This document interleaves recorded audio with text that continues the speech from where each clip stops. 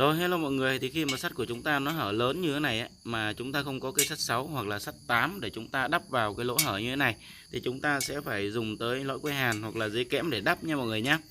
Đấy, thì ở đây mình đang có một cái lõi que hàn. Thì chúng ta khi mà chúng ta hàn đắp ấy, chúng ta sẽ xếp hàng nó lại nha mọi người. Đấy, xếp theo chồng như thế này và chúng ta sẽ hàn nha mọi người nhé. Và đây nó là cái sắt mỏng nên cái dòng điện của mình sẽ để từ 60 đến 61 nha mọi người nhé.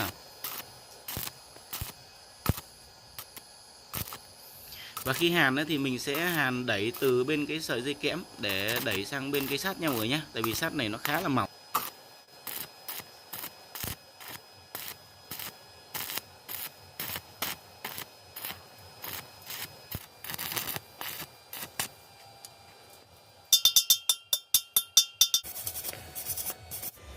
Rồi, và đây là thành quả của chúng ta nha mọi người.